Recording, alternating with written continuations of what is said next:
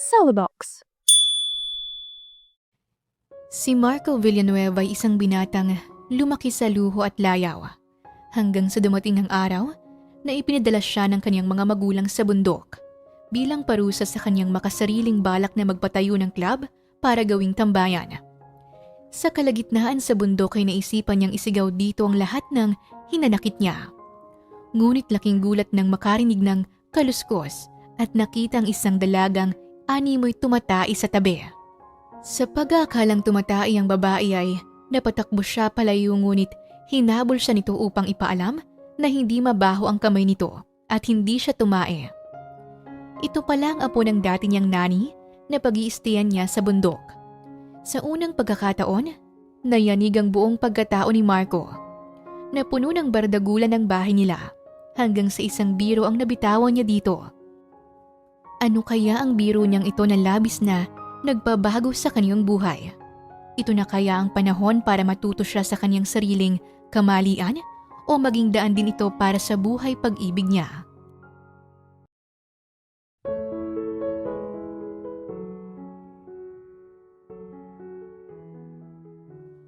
Another shot man! Ang hina mo naman! Lasing na sigaw ni Marco habang tinutungga ang wine na hawak. Puno ng ingay ang paligid. Kaliwat ka ng sigawan at hiyawan ang maririnig sa bar na yon. Ngunit hindi na alintanan ni Marco ang ingay na naririnig. Hanggang sa namalay na lamang niyang sarili na nakasalampak sa lupa. One down man, one down. Lasing ka na Marco, tama na yan. Suway naman ang kaibigan niyang si Gio. No, hindi. Kaya ko pa. Hindi pa ako lasing. Pinilit pa ng binata na tumayo ngunit sadyang nanlalambot na ang kanyang tuhod kaya't napaupo na lamang siya sa sahig habang patuloy sa pag-inom. Wasted na si Marco. Baka magkalat pa yun dito sa barko. Iuwi niyo na yan. Maangas na sambit ng kaibigan niya sa ilan pa nilang kaibigan. Lasing man ang binatay ramdam niya ang pangmamaliit ng mga kasamahan niya sa kanya. Hindi man sabihin ng mga ito, alam ni Marco na iba ang tingin ng mga kaibigan niya sa kanya. Kumpara sa mga kaibigan niya na kilala bilang mga sikat na CEO at billionaire, si Marco ay wala masyadong may pagmamalaki. Maliban sa pera ng mga magulang. Mayaman ang pamilya nila at nakukuha niya rin agad ang lahat ng gusto niya. Sabihin niya lang ang pangalan ng parents niya ay susunod na ang lahat. Wala mang magtanong sa kanya ngunit inaamin ni Marco na minsan din siyang nakakaramdam ng inggit sa mga kaibigan dahil kilala ang mga ito. Hindi dahil sa pangalan na dala, kundi dahil sa talento na meron ng mga ito. Samantalang siya, wala. Maswerte lamang siya dahil ipinanganak siya na isang Villanueva. Iho, gising na. Tanghali na, senyorito. Pagising sa kanya ng kanyang kasambahay na si Nanay Belinda. Napaunat pa ang binata bago kinusot ang mga mata. Nandyan ba si Mami Manang? Tanong niya sa ginang habang abala ito sa paglilinis ng kwarto niya. Oo, iho. Nasa baba sila ng daddy mo at nag-aagahan. Nakangiting sagot nito. Sandali pang natulala si Marco bago bumangon sa kama. Saktong pagtayo niya ay naramdaman pa niya ang pagsakit ng ulo niya. Mukhang naparami talaga siya ng inom kagabi dahil birthday ng isang kaibigan nila. Pababa pa lamang siya ng hagdan ay nakita niya na agad ang parents niya na nasa sala at kumakain. Oh, iho, nandyan ka na pala. Come on, iho, sumabay ka nang kumain. Rinig niyang aya sa kanya ng ina. Agad naman siyang naupo sa tabi ng mga ito nang mapansin niyang matalim na tingin ng ama. What? Ang aga-aga. Ang sama niyo namang makatingin. Pabalang na anas niya sa ama. Mas lalo tuloy sumama ang tingin nito sa kanya. You never change, Marco. Hanggang kailan ka ba magpapariwara sa buhay mo? Lasing ka na naman kagabi. Galit na anas ng kanyang ama, habang ang ina naman ay nakikiramdam lang sa kanila. What do you want, Dad? Magbago ako? Paano? Kailangan ko bang mag-transform na dinosaur dito? O kaya naman ni crocodile kasi buwa? Hindi niya natapos pang sasabihin ng malakas na hampasin ng kanyang ama ang mesa sa harapan nila. Kailan ka ba magtitino ha, Marco Villanueva? Malakas na sigaw nito dahilan para matahimik ang lahat. Ramdam ang tensyon sa pagitan ng mag-ama na maski si Linda na kanyang inay hindi magawang makapagsalita. Ngunit nagulat sila nang mapaklang tumawa lamang si Marco. Fine, I'll change. But first, I want something for me. Gusto kong magpatayo ng sarili kong business. Diretsong sagot niya sa ama. Agad namang naging interesado dito ang kaniyang ina. Mabuti yan anak. Anong business ba ang gusto mo? Tanong nito sa kanya. Gusto kong magpatayo ng sariling bar. Aniya sa mga magulang dahilan para malakas na namang hampasin ng ama ang mesa sa kanilang harapan. At ano, maglalasing ka na maghapon. Unlimited supply ng alak, ganun ba? Dad, bar is also business. Gusto ko nga sana may casino, but it would be too much for me to handle. Isa ang bahay aliwan sa siguradong papatok na business.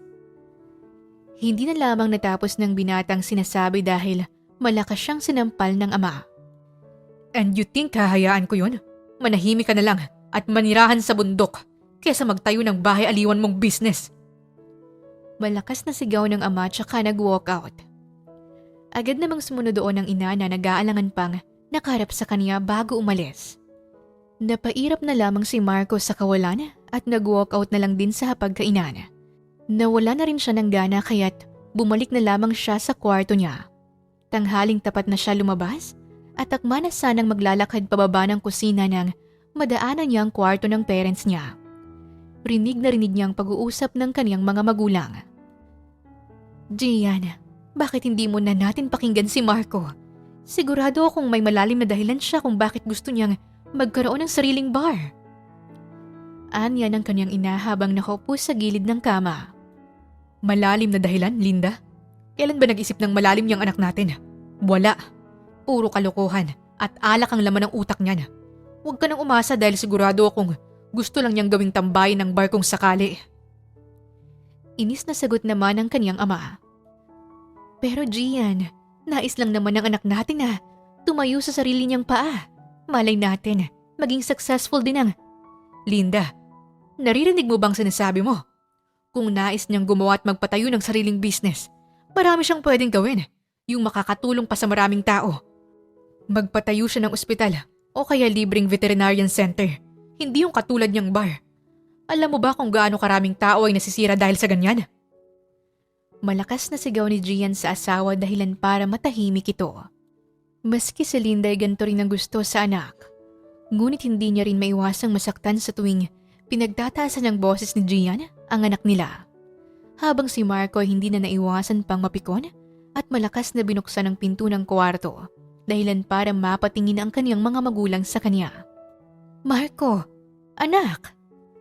Bakit ba ganyan ka palagi, Dad? Lahat na lang ng gusto ko ayaw mo. Palagi nga nasusunod ang gusto ko pero palaging may kondisyon mo. I'm always walking behind you. Kilala na ako ng lahat bilang anak ni Gian Villanueva and not because I'm Marco. Malakas na sigaw niya. May hinanakit kasi siya sa ama dahil sa tuwing nakikita siya ng mga tao ay hindi mawawala ang comparison sa pagitan nila ng ama. Hinarap siya ni Gian. Why do you think, Marco? Bakit palaging nasa likod ka ng pangalan ko, ha?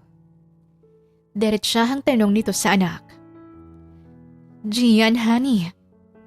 Bakit sa tingin mo ay palagi kang kinukumpara sa ama mo? Bakit hindi ka nagkaroon ng sariling pangalan sa mata ng iba? Alam kong alam mo ang sagot.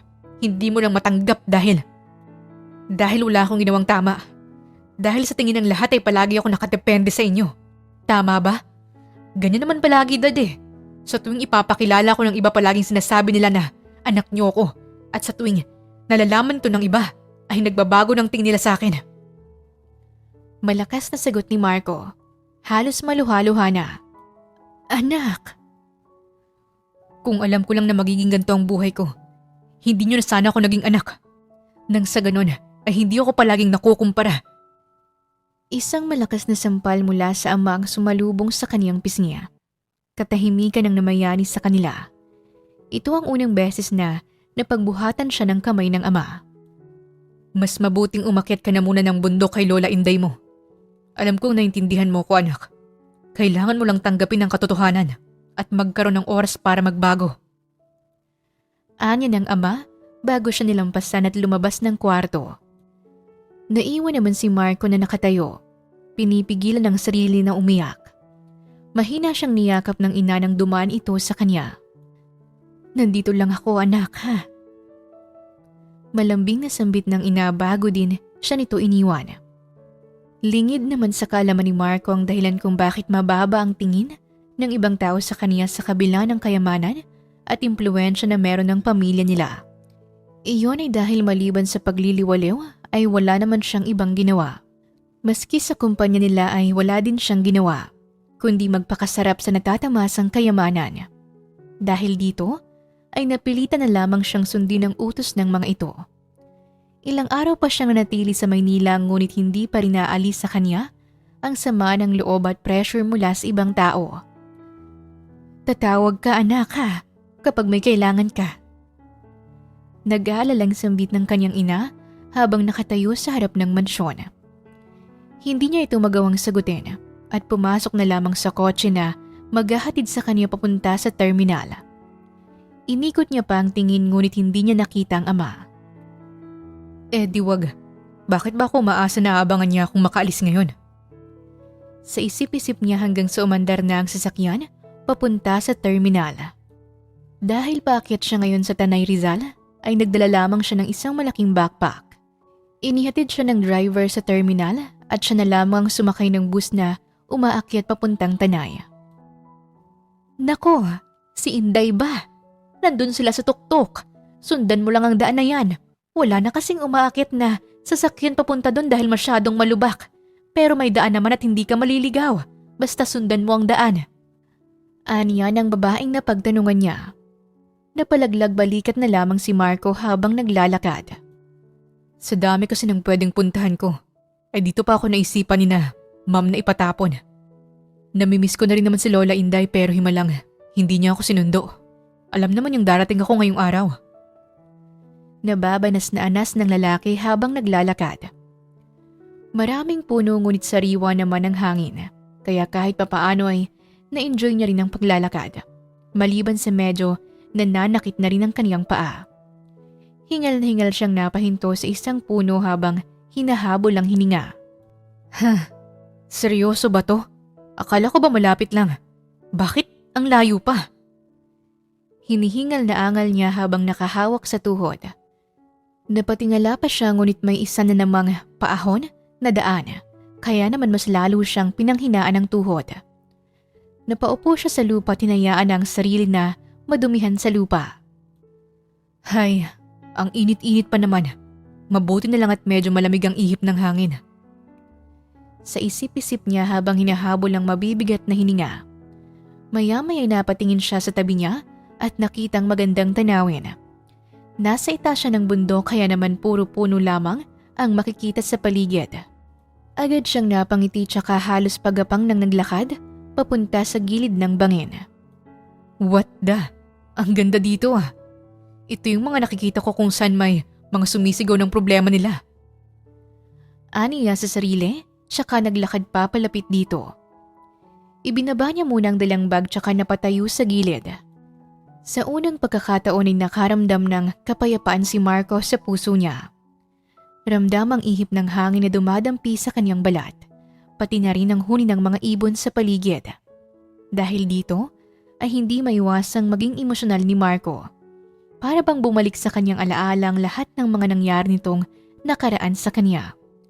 Maging ang mga realisasyon niya sa buhay na pilit niyang tinatakasan.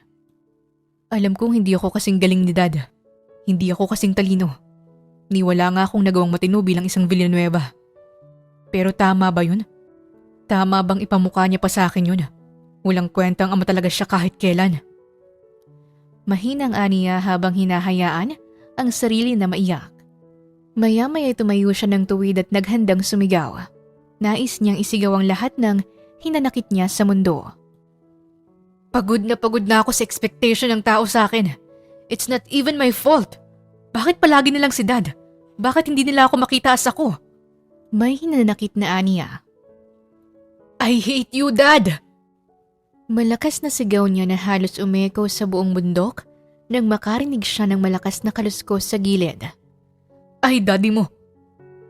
Gulat na aniya habang nakatingin dito. Natatakot pa siyang lumapit dito dahil baka may sawa o anumang ligaw na hayop ang naroon at nagambala sa kanyang sigaw. Ngunit paunti-unti pa rin siyang sumisilip dito at nakitang isang babae na nakaupo sa gilid, tila ba'y nagtatago. Babae? Teka, anong ginagawa niya doon? Naglalabas din ba siya ng sama ng loob dito? Nagtatakang tanong niya dito at pasimple pa ulit itong sinilip. Sakto namang nagtama ang paningin nila dahilan para magulat si Marco at halos mapaupo sa gulat. Anong ginagawa mo dyan Nauutal ngunit ramdam sa boses niya ang hiya kaya kaagad siyang tumalikod sa pag-aakalang tumatai nga ang babae sa damuhan. Hais, ano ba kasi yan? Ang ingay mo kasi naudlot tuloy. Inis na sambit ng dalaga at saka lumabas sa pinagtataguan. Pinagpagpa nito ang kanyang putan, dahilan para mas lalong mamula sa hiya si Marco. Anong klaseng babae to? Tumatay talaga siya rito sa damuhan? Wala ba silang CR? Hindi makapaniwalang tanong niya sa sarili habang nakatingin pa rin sa babae. Napansin naman niya ng kakaibang tingin ng lalaki sa kanya, kaya kagad niya itong pinanlitan ng mata. Hoy mister, ano yung tingin na yan May iniisip kang masama sa akin Gusto mong itulak kita dyan sa bangin? Huwag mo kong pagnasahan dyan kung ayaw mo pang mamatay. Maangas na sambit ng dalaga. Anong pagnasahan? Bakit naman kita pagnanasahan? Nandidiri ka mo ako. Sagot ni Marco habang hindi pa rin makapaniwala sa dalaga. Napakunot noo si Yana dahil dito. Pinandidirian? Ayos ka lang mister. Gets ko pa kung natulala ka sa akin dahil nagagandahan ka. Pero pandirian? Bakit naman? Nakataas ang kilay na tanong nito sa kanya. Sino naman ang nasa matinong utak ang tatae dito sa damuhan Ano ka? Si Tarzan? Wala ba kayong CR? Anong tumatae? Hindi ako tumatae talaga? Kaya pala, naudlot yung tae mo dahil sa pagsigaw ko. Ikaw kasi Ang dami-dami ng pwede mong sigawan dito ka pa talaga sa pwesto ko. Tsaka kung may magagalit man, ako dapat yun. Di inamin mo na ang totoo, na tumatay ka talaga dito. Ang ganda mo pa naman sana, kaso balahura ka pala. Hindi nga sabi ako tumatay, kahit ipamoy ko pa sa itong kamay ko Akma nang lalapit ang dalaga sa kanya, kaya agad namang napatakbo si Marco palayo dito. Halika dito! Ipapamoy ko sa'yo para malaman mong hindi talaga ako tumae! What the F? Are you serious? No way! Lumayo ka nga! Halika dito! Bakit ka tumatakbo? Stay away from me! Bastos ka! Lumayo ka sa akin! Panay pa ang tawa ni Yana habang patuloy sa paghabol sa lalaki at pilit na pinapaamoy ang kamay dito. Amuyin mo Akma pa sanang iiwas si Marco nang mapahawak si Yana sa braso niya at mabilis na naihaplos ang kamay sa ilong nito. Agad namang nangunot ang noo ni Marco at halos masukasan na amoy. Ang baho! Ang OA mo Hindi naman ako tumae. Nanguhuli ako ng manok na nakawala kaya ako nagtatago sa gilid. Umayos ka nga. Hindi naman mabaho Pilit niya pa ring hinahabol ang lalaki. Habang si Marco naman ay para bang nagkaroon ng biglang lakas at mabilis na binuhat ang bag at tumakbo paakyat. Nababaliw ka na! Lumayo ka sa akin! Bastos! Malakas na sigaw pa niya, tsaka tumakbo paakyat ng bundok. Naiwan namang natatawa si Yana dahil sa biglaang pagtakbo ng binata. Nakita niya kasi ito kaninang hirap na hirap sa paglalakad paakyat. Ngunit dahil sa paghabol niya ay para bang nagkaroon ito ng powers at napatakbo na lang ng mabilis. Hanip yan, biglang bumilis ang takbo Ang OA naman nun, anong tumatae? Mukha ba akong tumatae kanina? At saka, anong mabaho? Mabaho ba ang kamay ko? Tanong niya sa sarili tsaka napatingin sa malinis niyang kamay. Maamoy nga. Ngunit, ganoon na lamang ang pagkunot ng noo niya at pag-asim ng mukha ng maamoy ang ipot ng manok sa kamay niya. Halos masuka pa siya dahil hindi niya akalain na nakahawak pala siya ng ipot kanina at mukhang naiwan pa ang amoy nito sa kaniyang palad. Ang baho! Bastos na manok yun? Loko, kaya pala nabahuan yung isa eh. Ang tapang ng amoy. Reklamo niya din habang iniikot ang paningin sa paligid. Hay, nasa na ba kasing manok na yun? Loko talaga si Bokbok eh. Nakawala na naman sa kulungan niya. Kakatayin ko talaga yun kapag nakita ko eh. Nagpatuloy na lamang siya sa paghahanap sa manok na nakawala dahil mayayari na naman siya sa lola niya kapag hindi niya ito nakita. Sa kabilang banda naman ay agad na ring nakarating si Marco sa isang kapatagan. Nakita niya roon ang ilang kabahayan. Mga kubo ang karamihan sa mga ito. Ngunit meron din naman na naka-semi-hollow blocks. Hingal na hingal siyang napasandal sa isang upuang kahoy habang iniikot ang paningin sa paligid. Napatingin pa siya sa likuran niya dahil baka nakasunod pa ang babae sa kanya. Hay, akala ko nakasunod na naman ang babaeng yun kanina eh. Baliw ata yun eh. Hingal na aniya tsaka naglakad na ulit. Ngunit bago pa siya makapunta sa nagkukumpulang matanda, ay mga bata muna ang sumalubong sa kanya. Sino ka po, kuya? Tanong ng isang batang babae. Artista ka po, kuya? Kamukha niyo po yung mga nasa TV na gwapo eh. Ha? Oo nga po, kuya. Anong pangalan niyo po? May jowa ka na po ba, kuya? Tanong pa ng isang batang lalaki. Hindi niya inaasahan ang sunod-sunod na tanong ng mga bata. Lalo pa at hindi rin naman siya sanay na kumausap ng mga bata. Mabuti na lamang ay may isang ginangang lumapit sa kanila. Hay nako mga bata, ano ba yan? Huwag niyo ang palibutan. Nako, pasensya ka na iho ah. Sino bang sadya mo dito? Ngayon ko palang nakitang mukha mo eh. Walang anuman po. Nandito po ba si Lola Inday? Nahihiyang tanong lang din niya dito. Ay, si Inday ba Diday ba? Teka, ayun o, nakikichismis na naman. Teka, tawagin ko. Napalingon din si Marco sa gawin na tiningnan ng ginang at nakita ang kumpulan ng mga matatanda na may hawak pang mga walis. Mukhang tulong-tulong sa paglilinis ang mga tao roon dahil may kaliwat kanang pausok din ng makikita sa lugar.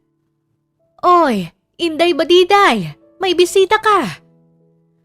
Malakas na sigaw ng ginang dahilan para mapatingin ang mga matatanda sa gawin nila.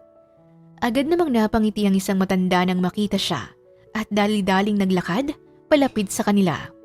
Habang si Marco naman ay tila inaalala ang mukha ng dating nani. Nako, ikaw na ba yan, Makoy? Natutuwang tawag sa kanya ng ginang. Agad namang naalala ng binata ang tawag sa kanya ng matanda noon. Makoy din kasi ang palayo nito sa kanya, kaya agad niyang nakilala ang matanda. Lola Inday. Nakangiting pagsalubong niya rin sa yakap nito. Maya-maya'y kumalas ito sa yakap niya, tsaka inipit ang kanyang muka sa pagitan ng palad nito. Kay gwapo mo na ha, iho! Ikaw na ba talaga yan? Musta naman ang aking putoy-putoy? Agad na pinamulahan ng mukha si Marco nang marinig na naman ang salitang yon sa dating kasambahay. Lola Inday naman, huwag niyo na ho akong tawagin na putoy-putoy. Alam niyo namang matanda na ako eh. Nauutal sa hiya na sambit ni Marco dahilan para matawa ang matanda. Nako, ang aking putoy-putoy, nahihiya na sa kanyang lola oh. Kahit tumanda ka na, ikaw pa rin ang aking putoy-putoy. Natatawang asar ng matanda sa kanya dahilan para mamula na lamang siya sa hiya. Natawa na lang din ang mga nakarinig dito. Siya nga palang inaalagaan ko noon sa Maynila. Tingnan niyo't napakagwapo, hindi ba? Nako naman, ikaw pala si Makoy na inaabangan nitong si Inday Badiday. Halos hindi na matapos yung lola mo kakakwento tungkol sa'yo, iho. Napakamo tuloy sa kaniyang batok ang binata dahil sa hiya. Aaminin niyang na-miss niya rin ng matanda dahil baby pa lamang siya, ay ito nang nag-alaga sa kanya. Hanggang sa pumunta siya sa States para mag-aral ng kolehiyo. Hay nako, halika na nga iho. Tayo ay sa loob ng bahay na lamang mag-usap. Nako, kabigat-bigat nitong bag mo. Wala bang tumulong sa'yo? Gulat na tanong pa ng matanda sa kanya. Wala nga ho eh. Akala ko po ay susunduin niyo ako pero mukhang bis din po kayo dito. Usal ni Marco sa matanda tsaka naupo sa upuang kahoy sa gilid ng pinto. Ang totoo ay masakit na kasi ang likod ko kaya bihira na lang din akong bumaba sa bayan. Pinapasundo kita sa apo ko kaso mukhang nagkasalisi ata kayo. Sabi ko na nga sa kanyang agahan ng pagpunta at nang mahagilap ka niya eh. Naiiling na sambit ng matanda habang patuloy sa pag-aayos ng mga gamit sa kusina. Inilibot naman ni Marco ang tingin sa kabahayan. Medyo may kaliitan ito at mababa ang bubong. Hindi katulad sa mansyon nila. Sapat na ang 5'9" na height para magkasya sa bahay dahil kung lalagpas ay kakailanganin ng yumuko kung sakali. Mabuti na lamang ay 5'8" si Marco. Halos abot na niya ang kisame ngunit kahit papaano ay nakakatayo pa naman siya ng maayos. Makikita rin ang ilang sapot-sapot sa gilid ng kisame. Idagdag pa ang lupa na sahig kaya naman bawat may dadaan ay nagliliparan ng alikabok. Napatingin din siya sa mesa na may nagkalat na mga basong pinagkapihan at ilang sachet ng 3-in-1 na kape. Nako, pasensya ka na iho. Nakakahiya naman sa'yo. Ganto pa talagang naabutan mo dito. Medyo hindi kalakihan ang bahay namin. Wala po yun, Lola. Alam ko naman po na ganito ang aabutan ko dito. At hindi magiging madali ang lahat. Lalo pat, dito ako pinatapon ng galit kong ama. Pasensya ka na talaga. Pero huwag kang mag-alala. Doon naman sa taas ang kwarto mo. Gusto mo na bang makita? Sige po, Lola. Agad siyang sumunod dito habang buhat-buhat ang bag niya. Nagulat pa siya dahil nasa kabilang bahay pa siya nito dinala. Hindi katulad ng naunang bahay na pinuntahan nila, ay mas maayos ito. Dahil gawa sa hollow blocks ang kalahati at medyo maluwag na rin at malaki. Sa ikalawang palapag siya nito, dinala at may malinis na kwarto doon. Wala ni isang kalat o anumang gamit ang naroon maliban sa maliit na banig. Dito ka muna mag-stay, iho. Hindi pa rin tapos itong bahay na ito dahil nakulangan sa budget kaya hindi pa namin na-flooringan ng maayos. Linoleum muna dahil wala din naman kaming pang-tiles. Pero kumpara sa bahay namin dun sa kabila mas maayos naman dito at mas magiging komportable ka. Nakangiting anito sa kanya. Tama ang matanda dahil mas mukhang magandang bahay na ito kumpara sa kanina. Kaya naman agad na napaupo si Marco sa sahig nito. Salamat po, Lola Inday. Nako, wala yun, Makoy. Ano ka ba? O siya, kapag tapos ka na dyan mag-ayos ng gamit mo bumaba ka na lang at magluluto lang ako sa baba ng tanghalian natin. Nakangiting anito sa kanya. Napangiti na lang din si Marco at saka inayos ang mga gamit. Ilang saglit lang ay bumaba na rin siya at sakto namang naabutan niya sa kabilang bahay si Lola Inday na panay ang talak. May kaaway ba si Lola Inday? Bakit siya sumisigaw? Takang tanong ni Marco at saka naglakad papunta doon. Naabutan niyang matanda na may kausap na dalaga. Nako, ikaw talagang bata ka. Sabi ko sa'yong sunduin mo si Makoy dun Yan pala ang inatupag mo. Saway ni Lola Inday sa dalagang kaharap. Kasi naman Lola, nakawala tong si Bukbuk Baka maligaw na naman at mamalayan na lang natin na kinatay na naman ang kapitbahay. Nakangusong sumbong ng dalaga. Doon niya lamang namukaan ang babaeng kausap ng matanda. Teka, yun yung babae kanina. Anong ginagawa niya dito? Takang tanong niya sa sarili. Sakto namang napaharap ang matanda sa kanya, kaya agad nitong ipinakilala ang dalaga. Ay, nandyan ka pala, iho. Siya nga pala, si Yana, ang apo ko. Siya dapat ang susundo sa'yo kanina. Kaso, ikaw yung tumae kanina sa damuhan. Malakas na sambit ni Marco dahilan para manlaki ang mga mata ng matanda at ni Yana. Ikaw? Tumae ka mo.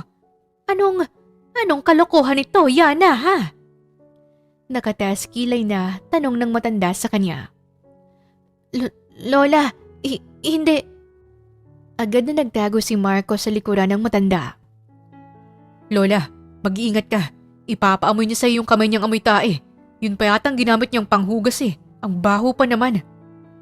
Parang bata na sumbong ni Marco sa matanda. Hoy, ang kapal mo naman. Anong amoy tae? Hindi ako tumae doon. Sinabi ko na sa'yo hinuhuli ko yung manok eh. Ito si Bokbok. Malakas na sigaw nito sa kanya. Talaga. Maniwala sa'yo. Kaya pala amoy tae yung kamay mo eh. Huwag ka nang magkaila. Bastos yan, Lola. Kababaeng tao. Sa gilid-gilid lang tumatae. Segunda pang reklamo ng binata. Mister, amoy tae nga ang kamay ko pero hindi sa akin yun. Kundi dito sa manok ko. May nahawakan akong ipot niya at mukhang naiwan ng amoy sa kamay ko. Ang selan mo naman? OA? Talaga? Di wow. Talaga? Kalalaki mong tao ang arte-arte mo? Napapikit naman sa sakit sa ulo ang matandang si Lola Inday dahil sa konsumisyon sa dalawang pinapagitnaan niya. Ay, ano ba? Ang sakit sa tenga ng sigawan niyo. Ano ka ba naman, Yana? Bisita natin siya. Kung ano-ano pang sinasabi mo. Kasi Lola kung ano-anong sinasabi, mukha bang tatay ako dun sa damuhan? Totoo naman sumisigaw ako dun sa gilid ng bangin para maglabas ng sama ng loob, Lola. Tapos nagulat ako na may kumaluskos. May naglalabas din pala ng sama ng loob sa tabi ko. Hinuhuli ko nga yung manok ko at dahil sa pagsigaw mo ay nagulantang siya kaya naudlot ang pagkakahuli ko kay Bokbok. Hay nako, magtigil na nga kayong dalawa. Ang kukulit nyo talaga. Hay nako, ikaw naman kasi Yana. Alam mo namang amoy ipot ang kamay mo pinaamoy mo pa. Aba, babae ka ba talaga? Saway niya sa apo dahilan para mapatutop ito. Napangisi naman si Marco dahil pakiramdam niya ay nanalo siya sa kanilang dalawa ni Yana. Hindi ko naman sinasadya, Lola Hay nako, wag mo nang uulitin yun O siya, sige. Tulungan mo na si Potpot doon at magkakatay daw ng baboy ang mga yon. Baka kailangan nila ng katulong para naman mabigyan din tayo mamaya kahit kaunting laman. Sambit ng matanda sa kanya kaya't laglag balikat na naglakad na lamang palayo ang dalaga. Dinilaan niya pa si Marco bago siya naglakad palayo habang ang binata ay natatawa lang din sa kanya. Hindi na rin naman niya ito pinansin at umalis na lamang. Minabuti na lamang na tumambay ni Marco sa isang tabi habang pinagmamasdan ng malawak na lupain sa harapan. 3:00 na ng hapon. Medyo may kainitan ngunit sa hindi malamang dahilan ay para bang napaka-comforting ng mga oras na yon.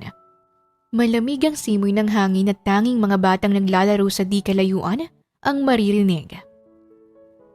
Sana, ganito na lang palagi. Payapa at tahimik.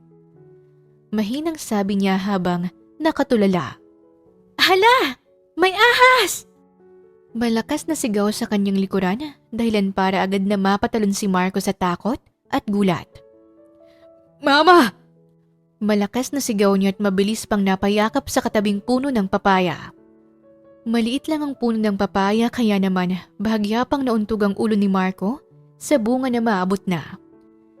Nakataas pa ang paa niya habang kapit na kapit sa puno. Nagulat na lamang siya nang makarinig ng malakas na bunghalit ng tawa. Hanep? Puno ng papaya? Awit? Tawang-tawa na sambit ni Yana habang nakahawak pa sa tiyan niya. Ani may sumasakit na. Yung ahas, nasa na? Kinakabahang tanong ni Marco habang nanatili pa ring nakakapit sa puno at lumilingalinga. Para kang unggoy? Magugulatin ka pala? Sa dami ng puno dito dyan ka pa umakyat?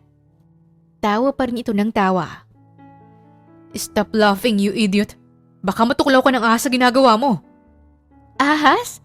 Binibiro lang kita. Walang ahas pero unggoy mayroon. Tawang-tawa na anito.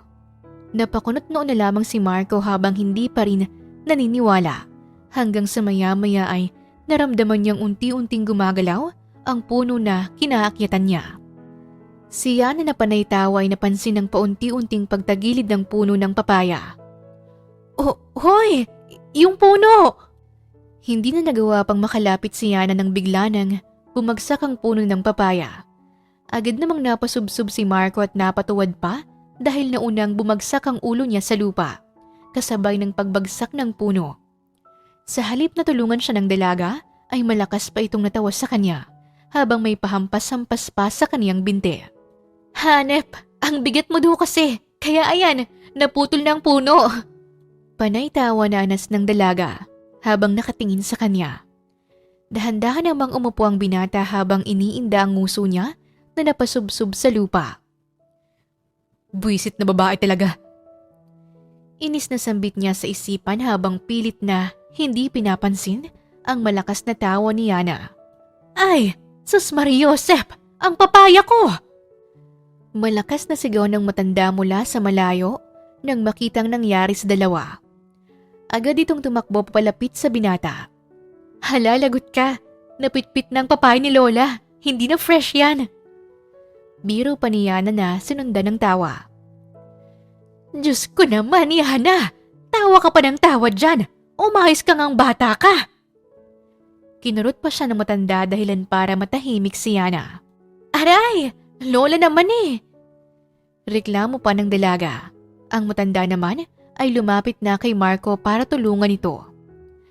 Naku naman, Makoy! Ano bang nangyari sa'yo? Nag-aalalang tanong ni Makoy sa kanya. Tinulungan pa siya ng matanda na makatayo at pinaupo sa upuang kahoy sa tabi. Ayos ka lang ba, iho? Tanong ng matanda sa kanya. Napangiti na lamang si Makoy habang pilit na iniiwas ang tingin dito. Napasilip naman si Yana sa lalaki at saktong nagtagpo ang paningin nila ni Makoy.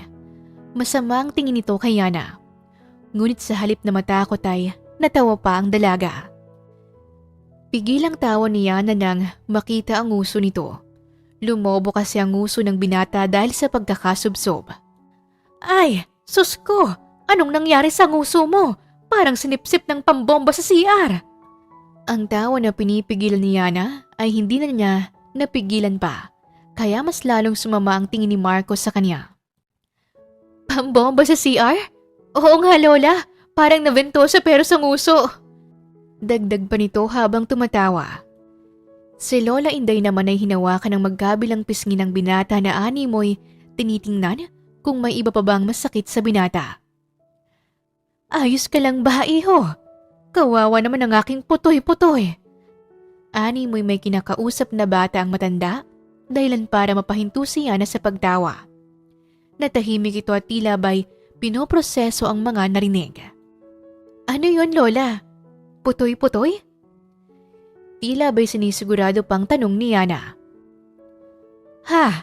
Oo, aking putoy-putoy. Dati kasi nung bata pa siya eh. Lola, wag niyo na akong tawagin yan. Matanda na ho ako. Namumulang pag-awat ni Makoy sa matanda.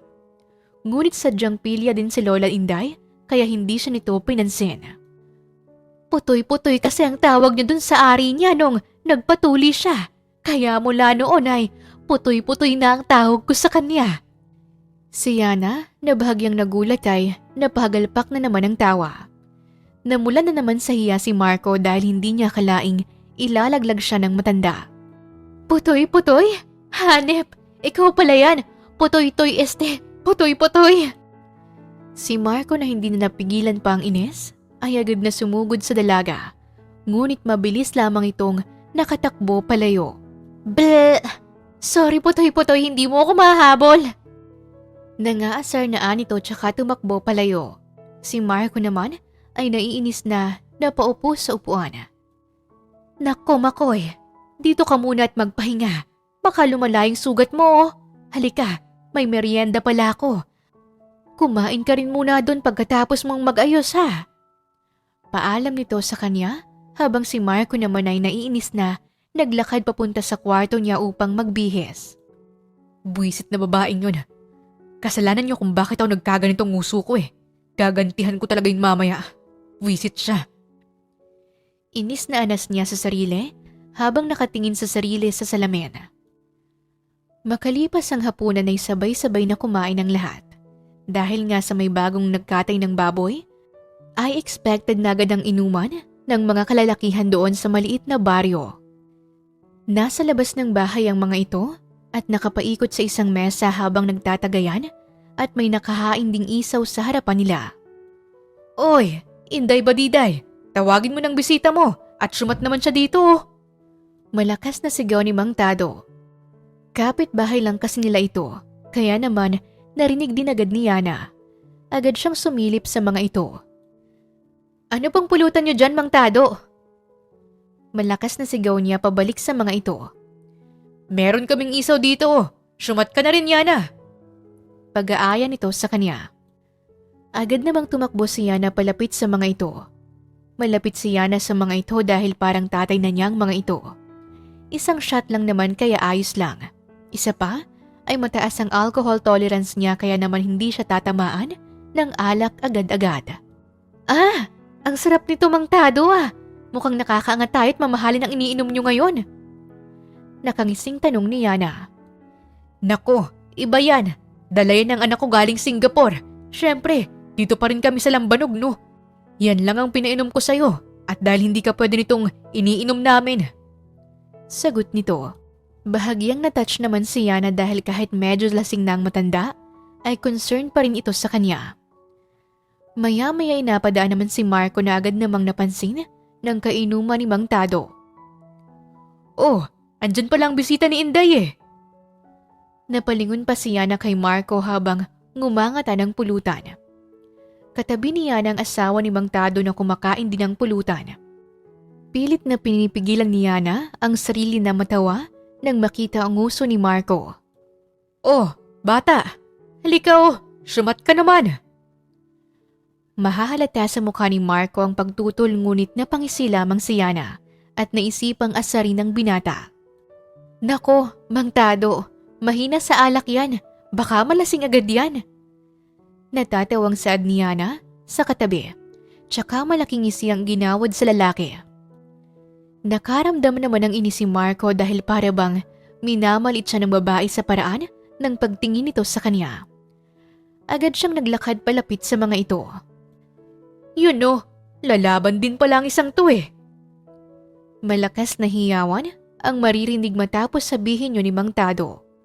Agad siyang sinalina ng lambanog sa baso, tsaka inabot kay Marco. Sabihin mo lang kapag hindi mo na kaya ha, baka masyadong matapang para sa'yo yan. Paalala ni Mang Tado ngunit nilagok lamang ng diretso ni Marco ang nasa baso. Agad na naghiyawan ang mga ito at maski si Yana ay napangiti nang makita ito. Sinamaan naman siya ng tingin ni Marco. Hanimoy sinasabing kayang-kaya niyang makipagsabayan sa inuman. Nako, isa pa lang yun. Huwag masyadong mayabang. Baka sa pangatlong inom mo niyan eh, lasing ka na. Asar pa niya kay Marco. Ah, talaga? Pues, para sabihin ko sa'yo, alak kang nananalaytay sa katawan ko. Hindi ako mahinang nilalang tulad mo. Inis ng sambit nito. Eh di wow, maniniwala lang ako kapag nawala ng nabento sa munguso. Natatawang ani Yana kasabay ng tawanan ng lahat. Hindi naman nagpatalo si Marco at nakipagsabayan pa sa inuman ng mga naroon, habang si Yana naman ay binabantayan siya habang natatawa. Maya-maya napansin ni Marco ang isang bata na may dalang pulutan na paa ng manok. May dala rin itong tubig na mukhang paghuhugasan ng kamay. Galing pa ito sa poso kaya naman siguradong hindi ito nasala. Napangisi ang binata nang makaisip ng isang kalokohan. Habang abala ang lahat sa pagkukwentuhan at tawanan, ay pasimple niyang kinuha ang isang baso at kumuha ng konting tubig galing sa tabo. Medyo may kalasingan si Marco kaya naman bahagya siyang tumatawa-tawa sa tabi. Tingnan niyo si Marco, mukhang lasing na ang loko. Natatawang anas niya na dahilan para magtawanan din si Mang Tado. Ako? Lasing? Hindi ah, tingnan mo, iinom pa ako. Anas nito tsaka tinungga ang nasa isang baso. O diba? Sige nga, ikaw nga inumin mo to. Nakangising sambit ni Marco habang inaabot ang baso na may lamang tubig galing sa tabo.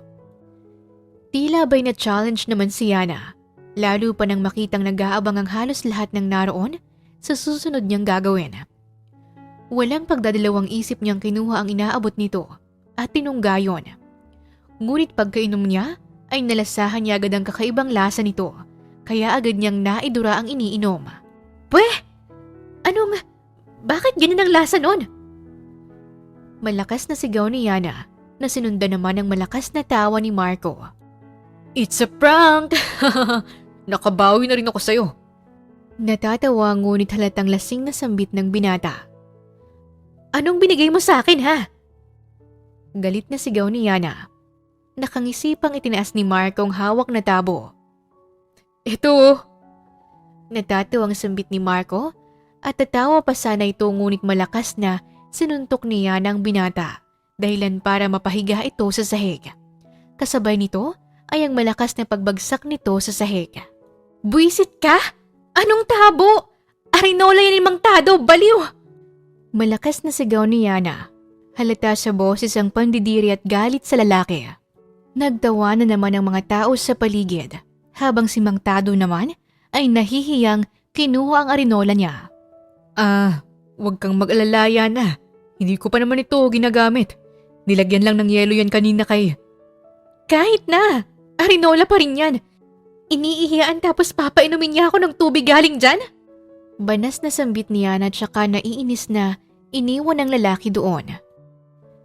Nagising naman si Marco na nananakit ang buong katawan niya. Napamulat na lamang siya nang tumambad sa kanya ang kawayan na bubong ng kwarto. Napaupo siya habang hawak ang leeg na nananakit. Ano ba naman to? Ang sakit ng katawan ko Para akong binugbog. Reklamo niya habang tumayo at naglakad na palabas ng kwarto. Naabutan niya pa sa kusina si Yana at si Lola Inday na naghahanda ng pagkain.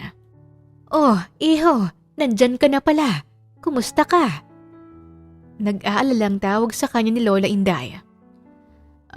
Lola, medyo sumasakit po ang katawan ko Pati po ang pangako. Tama lang sa'yo yan. Mahinang sagot naman ni Yana. Napalingon tuloy si Marcos sa kanya. Ikaw bang may gawa nito ha? Nagpipigil sa inis na tanong ng binata. No comment. Akma na sanang lalapit si Marcos sa babae dahil sa inis ngunit pinigilan ito ni Lola Inday. Hay, nako. Yan na naman kayo sa pagbabardagulan niyo Kaaga-aga. Tigilan niyo yan. At ikaw naman Yana. Akala ko ba'y aalis ka ngayon? Tanong ni Lola Inday sa apo. Hindi naman pinakinggan niya ng matanda dahil masama pa rin ang tinginan nila ni Marco. Napatigil lamang siya nang maramdaman ng mahinang kurot ng matanda sa tagiliran niya. Natawa tuloy si Marco dahil dito at mapang-asar na binilatan pa siya. Aray!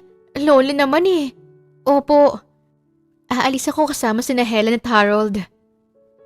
Naiirap na sambit ni Yana sa matanda. Nakita niya ang mapang-asar ng ngiti ng binata, kaya nais niyang gumanti dito. Hindi pwedeng ako lang no? Kailangan ko ring makabawi sa kanya. Sa isip-isip ng dalaga, napangiti naman siya nang may maisip siya na kalokohan. Ay, Lola, tamang-tama. Mukhang hindi makakasamang isa naming kasama. What if si Marco naman ang isama ko? Nakangising tanong ni Yana sa matanda. Sigurado ka ba, iha? Hindi kaya mahirapan si Marco doon. Alam mo namang hindi sanay sa bundok ang batang yan. Nag-aalalang tanong ni Lola Inday. Lola naman, mahinang nilalang po bang tingin niyo kay Marco? Hindi ba malakas yan? Sabi nga niya kahapon sa inuman kahit na mabilis siyang nalasing kagabi. Siguro naman kaya niyang magbuhat ng sako-sakong pananim. Ako nga babae, kinayang 3 hanggang 4 na sako. Siya pa kaya? Di ba Makoy, aking putoy-putoy? Mapang-asar na sambit ni Yana para sumama ang tingin ni Marcos sa kanya. Alam kasi ng binata ang plano nito. Siguradong pahihirapan siya ng babae, lalo pat mukhang gaganti ito sa ginawa niya kagabi noong lasing siya. Kaya mo ba, iho? Ayos lang naman kung hindi. Tanong ng matanda. Mas lalo siyang nainsulto nang makitang nakangisi si Yana. Lola naman, syempre kayang-kaya ko yan. Sagot ni Marco. Kahit nasa loob-loob niya, ay kinakabahan na siya. Hindi na rin naman nagtagal ay dumating na rin ang mga kasama nila na aakyat at mga ngahoy at mangunguha ng mga prutas at gulay sa kabundukan. Dala ang eco bag habang suot ang bota, ay nag-umpisa na silang maglakad. Kasama nilang magkapatid na sina Helen at Harold maging ang pinsan ni Yana na si John Paul. Sigurado ka bang kaya mo, Kuya Makoy? Nag-aalalang tanong ni John Paul sa kanya. Ano bang klaseng tanong yan, John Paul? Para namang minamalit mo si Kuya Makoy. Singit naman ni Harold. Tama, malakas yang si Marco. Kaya nga niya na siya ang magdadala ng lahat ng mga dala natin mamaya pag babae. Hindi na natin kailangang tumulong dahil basic lang yun sa kanya. Sagot naman ni Yana at saka tumawa. Wag naman guys, baka mabigla din si Marco kapag nagkataon. Hindi pa naman siya sanay sa mga ganito. Sincere at mahinahong sagot naman ni Helen. Natigilan ng lahat at napatingin dito. Marco, kung hindi mo na kaya, pwede kang magsabi. Huwag mong pipilitin. Nakangiting sambit ni Helen dito. Maganda si Helen, morena at may balingkinitang katawan. Hindi katulad niyan na may makinis na kutis. Si Helen naman ay mahahalatang namuhay at lumaki na rito sa bundok. Napaka-natural ng ganda nito, dahilan para mapatulala ng saglit si Marco sa dalaga. Si Ate Helen talaga, masyadong mabait. Sabat naman ni John Paul. Sus, akala mo naman mamamatay siya. Ang hina naman niya kung hindi niya kaya. Napapairap na lamang na sagot ni Yana. Nais pa sanang sagutin ni Marco ang dalaga, ngunit nauna na si Helen. Tara na nga guys para maaga rin tayong makauwi. Nakangiting sambit nito at nag-umpisa na nga sila sa paglalakad. Medyo masukal at matarik ang inakyat nilang bundok. Akala ni Marco ay nasa tuktok na sila ng bundok kung saan siya nananatili ngayon. Ngunit may mas bundok pa pala doon at dito sila pupunta ngayon. Mangunguha kasi sila ng mga tuyong kahoy panggatong at maging mga prutas at gulay na pwede nang anihin. Habang naglalakad sila ay panay ang tawanan at asaran ni Yana at Harold. Kaya naman nakaramdam ng inis si Marco. Hay. Napansin naman ni Yana ang sama ng tingin nito sa kanya kaya agad niyang nilapitan si Marco. Oh, bakit masama ang tingin mo dyan ha? Nagsiselos ka ba ha? Nakangising asar sa kanya ng dalaga. Napaismid naman si Marco tsaka napailing. Baliw ka ba? Naiirita ka mo ako sa inyo. Sus, huwag ka nang magselos. Gusto mo? Tawa din tayo eh. Natatawang asar sa kanya ni Yana dahilan para naiinis na noon nang naglakad si Marco kasabay ni Helen. Hinayaan na lamang ni Marco ang babae at ilang saglit lang ay nakarating na rin sila sa kukuhanan ng prutas at gulay. Nanguha sila ng sariwang langka. Merong ding mga mangga, suha at maski saging. Namitas din sila ng kasoy na abot kamay lang nila mula sa puno. Napansin naman niya ng binata na mukhang easy-easy lang ang mga dala kaya naisipan niyang ipadala dito ang isa niyang bag. Nako, mukhang hindi ko kakayanin to ah. Marco, pwede bang ikaw na lang ang magdala nito? Malakas ka naman, hindi ba? Sige na. Nakangising anas niya sa binata. Ramdam ang pagkainis sa mukha ng binata ngunit hindi niya ito pinansin. Nagkataon na may nakuha siyang palaka kanina, kaya naman nilagay niya ito sa backpack bago pinabuhat sa binata. Aray! Mahinang reklamo nito habang pilit na inaayos ang pagkakabuhat sa bag. Hala, mabigat ba? Nag-aalalang tanong ni Yana. Ngunit bakas din ang pagiging pilya nito. Napairap lang ang binata sa kanya. Alam nitong sinusubok lamang siya ng dalaga. Napangiti naman si Yana. Sinadya niya talagang mabibigat ang ilagay sa bag na yon. Dito ba naman kasi niya inilagay ang ilang suha na malalaki na nakuha nila kanina. Nagpatuloy na rin sila sa paglalakad pagkatapos noon. Dala-dala ni Helen ang 2 eco bag na puno rin ng mangga at mga gulay. Ganoon din naman si Yana na may dala pang kahoy sa kabilang kamay. Habang sina Harold at John Paul naman ay may malaking kahoy na pasan-pasan sa balikat at ulo. Maya-maya naisipan na muna nilang magpahinga sa gilid ng daan. Nakakapagod ah! Reklamo ni John Paul tsaka napatingin sa tanawin na nasa gilid nila.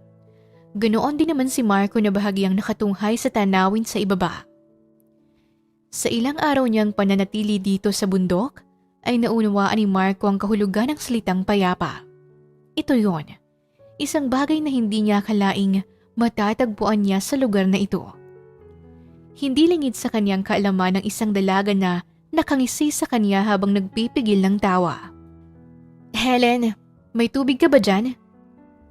Nagmamaang-maangan na tanong ni Yana sa katabi. Ngunit tumingin lamang si Helen kay Marco. "Si Marco yata ang may hawak," sagot nito. Napangisi naman si Yana. Alam niyang nasa bag ni Marco ang tubig. Sa katunayan ay siyang naglagay doon. Inabangan niyang buksan nito ang bag at gano'n na lamang ang gulat ng lahat ng isang palaka ang lumabas mula sa bag. Agad na napahagalpak ng tawa si Yana nang makita ang reaksyon ng binata. Ngunit si Marco na takot ay mabilis na napatalon at napaatras. Ngunit hindi niya inaasahan na bangin na pala ang nasa likuran niya. Agad namang napansin ito ni Yana at para bang binalot siya ng takot nang makita ang binata na malapit ng mahulog. Kaya mabilis ang naging galaw niya at mabilis na nahila ang damit nito at naihagi sa kabilang parte ng lupa. "Yana!" Malakas na sigaw naman ni Helen nang makita si Yana na mahuhulog. Naging mabilis ang kilos ni na John Paul na inabot agad si Marco, habang si Harold naman ay hinawakan agad ang kamay ni Yana na muntik nang mahulog. "Kumapit ka lang, Yana!" Malakas na sigaw ni Harold habang pilit na inaangat si Yana.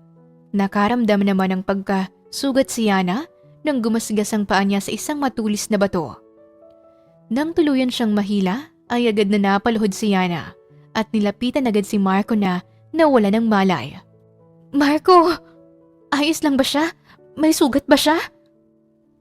Nag-aalalang tanong ni Yana habang tinitingnan ang kalagayan ng binata. Nag-aalala siya dito dahil siguradong magagalit ang lola inday niya sa oras na may mangyaring masama dito. "Yana, huwag ka munang gumalaw-galaw. May sugat ka."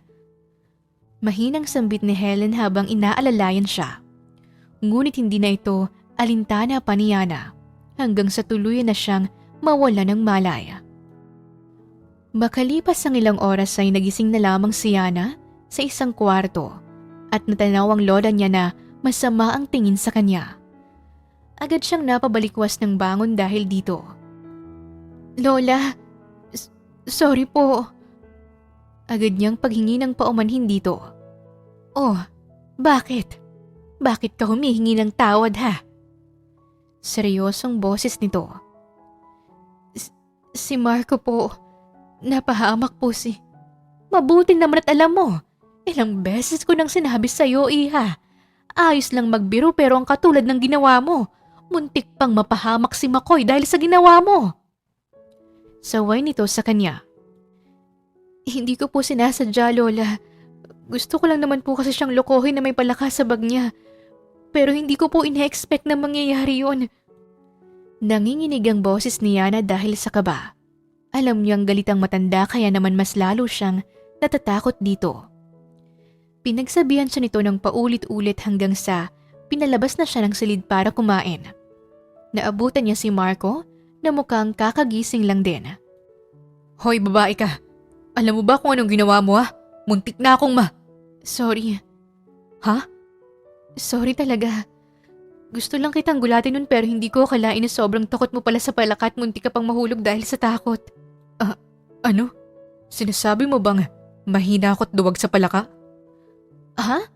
May sinabi ba ako? Wala naman na." Napairap si Marco nang makita na naman ang mapang-asar ng ngiti ni Yana. Binilatan pa siya nito bago itutuluyang lumabas. Hay nako, ang batang yun talaga. Kahit kailan, hindi na natuto. Paumanhin ni Lola Inday na bigla na lamang sumulpot sa tabi niya. "Ako nang humihingi ng paumanhin sa'yo, iho ha. Sigurado akong hindi rin sinasadya ng apo ko ang nangyari." Napabuntong hininga pa ang matanda matapos nito. Ilang araw pang lumipas ay tila wala pa ring hupa ang pagbabardagulan nilang dalawa ni Yana.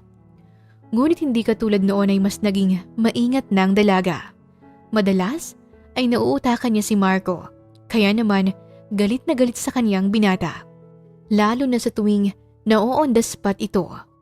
Buwisit. Nakakainis talagang babaeng yun. Ayoko na dito. Imbis na magsaya ako palagi na lang akong bad trip dahil sa kanya. Hays, ano ba kasing ginagawa ko sa buhay ko? Sambit ni Marco sa sarili. Nakaupo siya ngayon sa kubo at napapatingin sa kanyang cellphone. Hindi katulad noon ay halos hindi na niya naiisip ang buhay niya noon sa Maynila.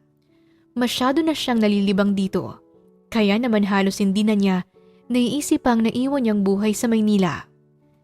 Kinahapunan ay minabuti ni Marco na maupo sa likod ng bahay habang nakatanaw sa labas nang biglang sumulpot si Yana sa tabi niya. Oh, ano na namang trip mo at nandito ka? Nakataas ang kilay na tanong niya rito. Napangisi naman ang dalaga habang nakalagay ang dalawang kamay sa likuran. Dahan-dahan siyang naglakad at naupo sa tabi ng binata. Wala naman, masama bang tumabi sa'yo dito? Tanong ng dalaga, tsaka naupo na sa tabi niya. Hindi naman na nakaimik pa si Marco at hinayaan na lamang ito. Ilang saglit pang katahimikan ng namayani bago muling nagsalita ang dalaga. Makoy, ano? May jowa ka ba? Ano? Nauutal na tanong ng binata. Hindi niya kasi inaasahan ang tanong na yun ng dalaga. Sabi ko kung may jowa ka ba? Bakit gusto mong malaman? Wala lang. Alam ko na. May gusto ka sa akin Pues, kahit wala akong jowa, hindi kita papatulan Swerte mo naman boy. Maangas na sagot niya dito, tsaka agad nang napaiwas ng tingin. Narinig na lamang niyang mahinang tawa ni Yana, dahilan para mapakunot noo siya. Nababaliw niya yata ang babaeng to Sa isip-isip ni Marco. Kahit naman ako mas gusto ko pa si Harold kaysa sa'yo Natatawang sambit ng dalaga. Nakaramdam naman ng inis si Marco dahil sa sinabi nito. Ngunit pinilit niyang huwag itong ipahalata sa dalaga. Pakialam ko dun. Di dun ka. Tsaka bakit ka kasi nagtatanong ha? Hindi ka naman pala interesado. Wala lang. Kasi naisip ko, bakit mo naisipang pumunta dito sa bundok? Tinanong ko naman si Lola pero ayaw niyang sabihin. Kung may problema ka, sigurado akong may mapagsasabihan ka naman Siguro sa kaibigan. Ay hindi. Hindi ka pala pwedeng magsabi sa kaibigan. Kapal. Sinasabi mo bang wala akong kaibigan ha? Oo. Ang sama ba naman kasi ng ugali mo Aba, loko ka. Kung may kaibigan ka man, sigurado akong hindi sila mapagkakatiwalaan. Kasi kung oo, di sana hindi mo kailangan sumigaw ng hinanakit mo sa bundok. Natahimik si Marco dahil dito. Kahit papaano, ay tama si Yana dahil alam niyang ginagamit lang din siya ng mga kaibigan niya sa Maynila. Mukhang hindi rin kayo ayos ng parents mo, kaya jowa na lang natitira. At dahil sabi mo, wala kang jowa, naiintindihan ko na kung bakit mag-isa kang umakyat dito sa bundok at sumigaw. So, may problema ba doon? Wala naman. Naisip ko lang na mabigat ang pinagdadaanan mo. Kaya naisip ko na lapitan ka. Baka makatulong ako sa iyo Malawak ang ngiti ng dalaga. Animoy nag-ibang tao ito. Kaya naman hindi maiwasang magtaka at kilabutan ni Marco dito. Ikaw ba yan, Yana? Bakit parang sinapian ka yata? Takang tanong niya dito. Natawa naman ang dalaga dahil dito. Ako to. Medyo nakainom lang ako pero ako pa rin to. Gusto ko lang sabihin sa'yo na kahit na ano man yung pinagdadaanan mo, sigurado akong malalampasan mo yan. Sabi nga dun sa nabasa ko dati, masyadong maliit ang problema kumpara sa iba.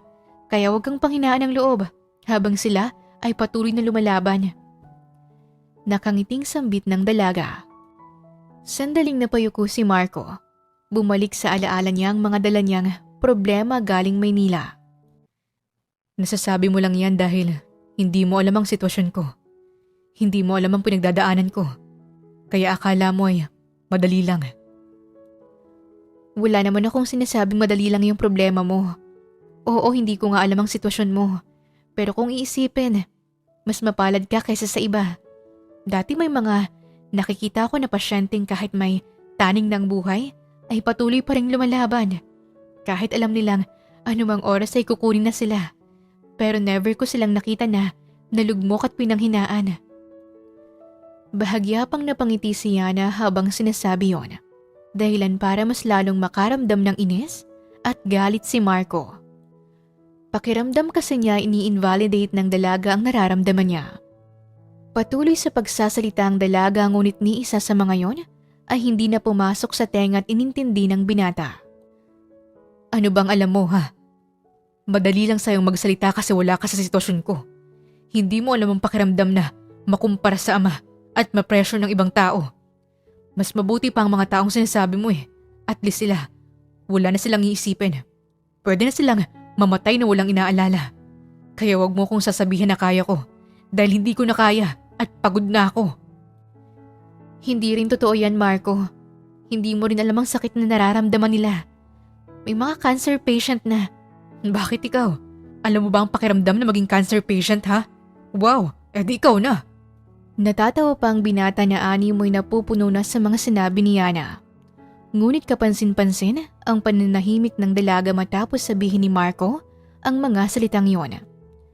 Maya-maya pa'y napangiti si Yana, tsaka bahagya pang itinagilid ang ulo. Sorry. Nakangiting sambit ni Yana. Bahagya pang napiyok ang dalaga bago ito tumalikod sa kanya. May gagawin pa pala ako. Mauuna na ako. Nauna nang maglakad si Yana habang si Marco naman ay naiwang nakatayo sa pwesto. Naguguluhan at nagtataka sa ikinikilos ng dalaga. Akala mo kung sinong magsalita. Wala naman siyang alam sa pinagdadaanan ko. Pasalamat siya. Agad na sumalubong sa kanyang malakas na sampal paglingon niya sa kanyang likuran. Ano bang problema mo ha?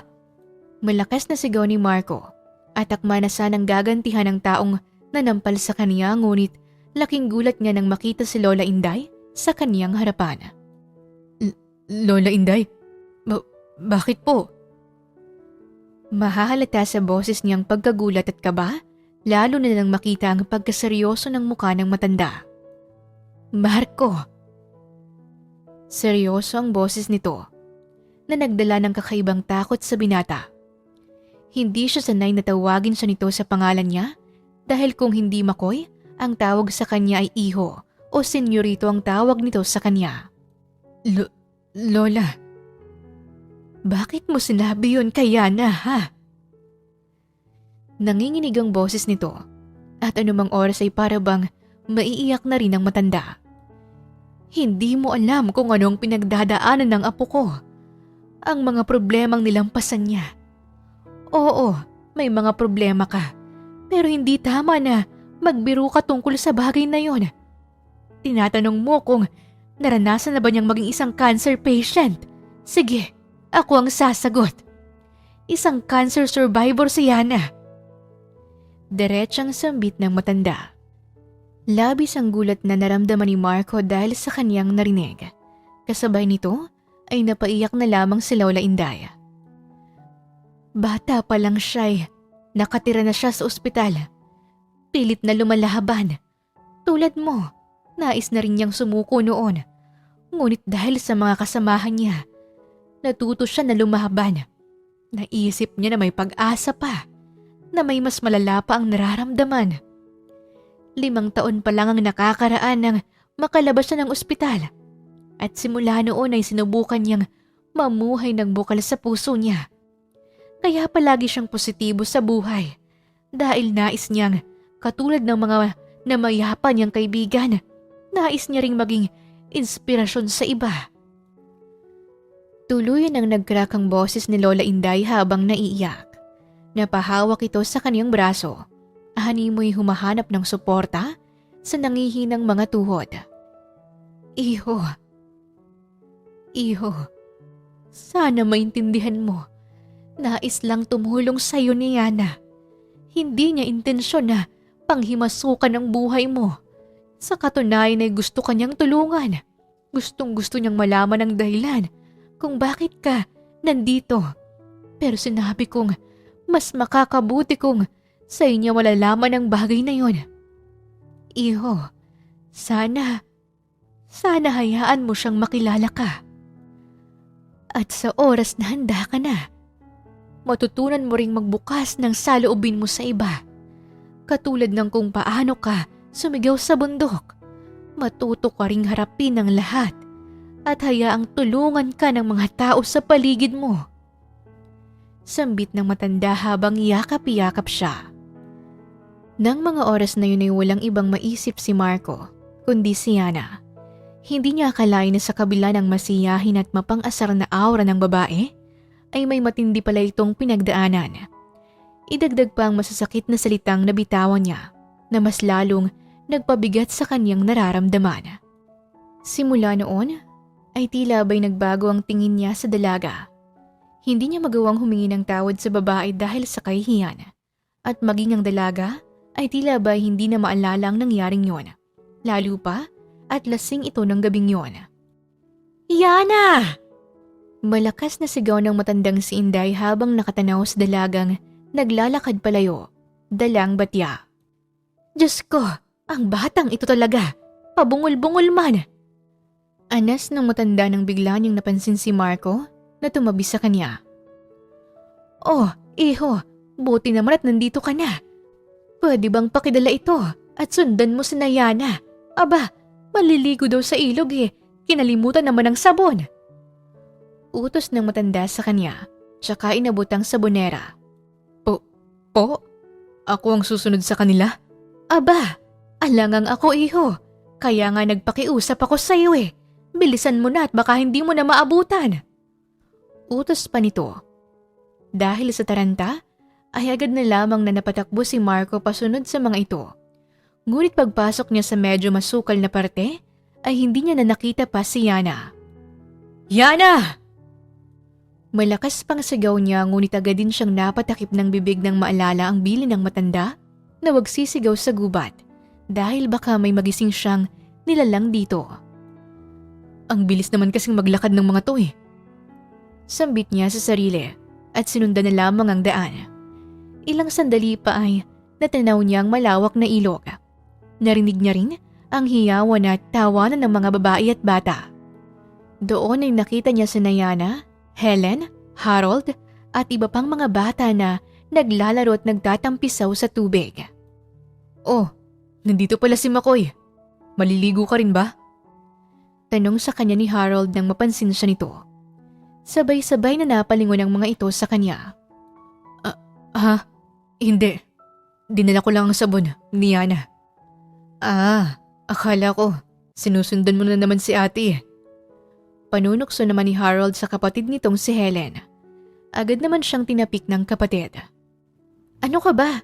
Umayos ka nga Harold, sasakalin kita. Babala pa ni Helen sa kapatid. Agad namang lumapit si Yana sa kanya at kinuha ang sabon. Ayun! Dala mo din ang sabon ko. Hala teka, yung pH care ko. Takang tanong ni Yana sa kanya. Napakunot noon naman si Marco. Ha? Anong pH care? Yung panglinis ng pechay ko para magstay fresh and clean. Diretsahang sagot ng dalaga. Agad na napaiwas ng tingin at pinamulahan si Marco dahil sa hiya. Kahit kailan talaga ay napaka-straightforward ni Yana sa mga bagay-bagay. Ewan ko sa'yo, kunin mo na yan. Banas na aniya tsaka tinulak ang sabonera palapit sa dalaga. Hindi ka ba maliligo? Tanong nito sa kanya. Nanatiling nakatalikod si Marco habang umiiling. Hindi. Bakit nandyan ka pa? Hindi ka pa uuwi? Hindi ko alam ang daan pa uwi. Pahina ng pahina na aniya. Ani mo'y nahihiya. Tinawanan lamang siya ng dalaga tsaka napangiti. Ganun ba? Sige, hintayin mo ako dito Maliligo lang ako saglit. Excited na sambit nito, tsaka bumalik na sa mga kasama. Naiwan namang mag-isa si Marco kaya naghintay na lamang siya sa tabi. Habang naghihintay, ay panay naman ang pang-aasar ni Harold sa kanya kay Helen. Nitong mga nakarang araw kasi ay inirereto siya ni Harold sa kapatid nitong single din na si Helen. Nagkasama sila noon sa pangangahoy sa gubat kaya alam niyang mabait ang babae. Napatingin siya kay Helen at napansin na maganda nga talaga ito. Idagdag pa ang pagka-demure nitong estilo at pagkilos. Talaga nga hangaan ito ng kahit na sino. Uy, ikaw nakatulala ka na dyan. Natatawang sambit ni Yana na bigla na lamang sumulpot sa kanyang tabi. Ay, duwende! Gulat na aniya tsaka napatingin sa babae. Mas matangkad kasi si Marco kaysa kay Yana. Kaya naman nakatingala pang dalaga habang nakatingin sa kanya. OA mo naman magulat? Dagdag naman ng dalaga. Kung ikukumpara si Yana kay Helen, ay hindi may kakaila na may girlfriend material si Helen dahil sa matured ito. Habang si Yana naman, well, para siyang bata na nasa katawan ng isang dalaga. Napababa ang tingin ni Marco sa damit ni Yana na humapit sa katawan nito. Medyo oversize ang damit ni Yana at dahil nabasa ito ng tubig ay halos see-through na ang damit nito at kitang-kita niya ang bakat na laced bra nito. Agad siyang napaiwas ng tingin at kinuha ang tuwalya na nasa gilid ng gamit ni Yana. Magtapis ka nga. Galit na sambit ng binata tsaka nag-iwas ng tingin. Napakunot noon naman si Yana nang makita ang pamumula nito. Ano kayang problema nito? Parang ewan lang eh. Sa isip-isip niya, tsaka kinuha na lamang ang tuwalya at ibinalot nito sa sarili.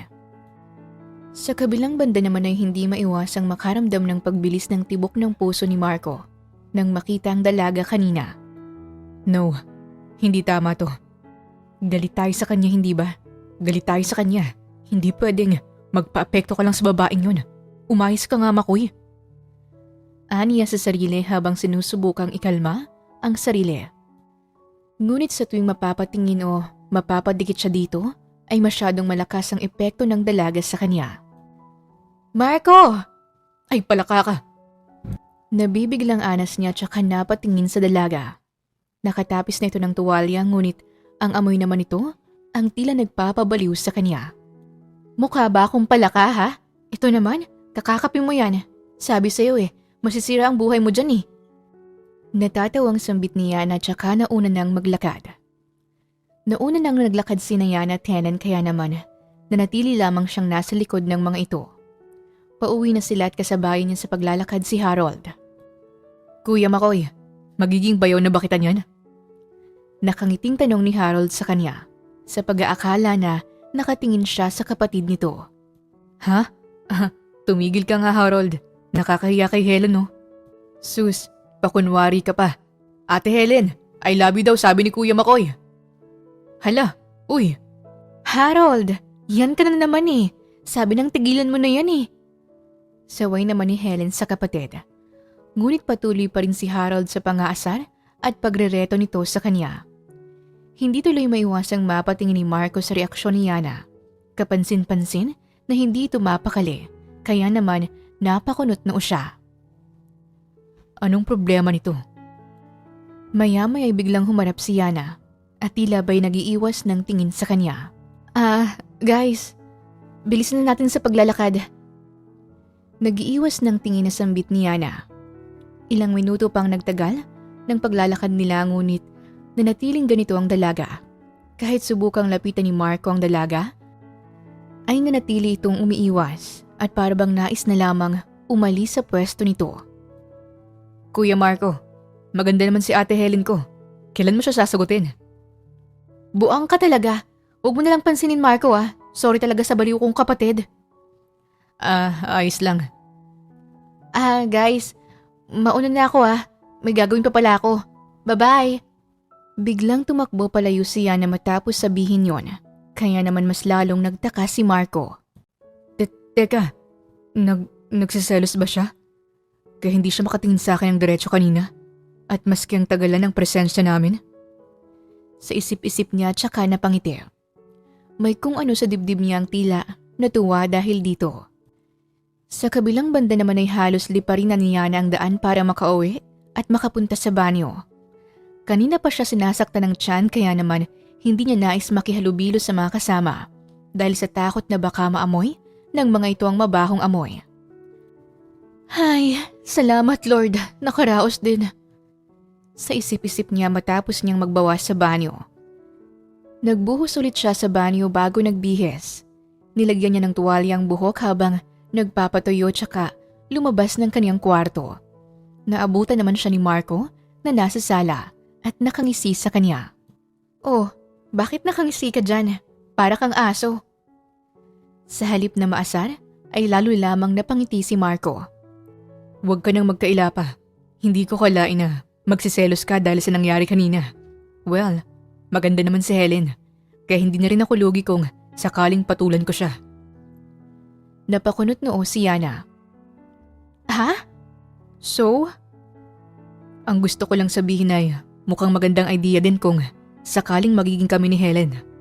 Tila ba'y wala lang sa binata na sambit nito habang nakatingin sa kisame. Nais nitong pagselosin ng dalaga sa pag-akala na nagsiselos nga ito kanina. Sandali namang napaisip si Yana. Well, tama ka naman na hindi ka nalugi kung sakaling maging kayo ni Helen. Ang kaso, mukhang si Helen naman ang lugi sa'yo. Sambit ni Yana sa kanya. Anong sabi mo? Asa ka namang magugustuhan ka talaga ni Helen. Utot mo. Natatawang asar sa kanya ni Yana, dahilan para mas lalong sumama ang tingin niya dito. Sige. Gusto mo patunayan ko sa'yo. Sige, hintayin mo. Kahit magpustahan pa tayo eh. Maangas na sambit ni Marco sa kanya. Kinabukasan nga'y sinadyang maging malapit ni Marco kay Helen. Napansin ito ni Yana ngunit hinayaan niya lamang ito. Halika, tulungan na kita Helen. Ani Marco habang pababa ng hagdan. Napangisipa siya nang mapatingin siya kay Yana ngunit laking gulat niya nang makita ang dalaga na kausap si Harold. Sa hindi malamang dahilan ay nakaramdam ng inis si Marco sa binata. Salamat Marco ah. Walang anuman. Sagot na lamang niya kay Helen tsaka naupo na sa kahoy na upuan. Hanep, naalala mo yung dati? Nag-overnight pa tayo nun tapos magkakatabi tayo. Natatawang kwento ni Harold. Oo, kaso ikaw para kang bata akong matulog. Ang lakas mong maghilik. Natatawang anas pa ni Yana. Napaismid naman si Marco nang marinig ang dalawa. Ano ka mo? So ibig sabihin, nagtabi na sila sa kama before? Nakakunot ang noo na tanong niya sa sarili. Napansin naman ito ni Yana kaya agad na napangisi.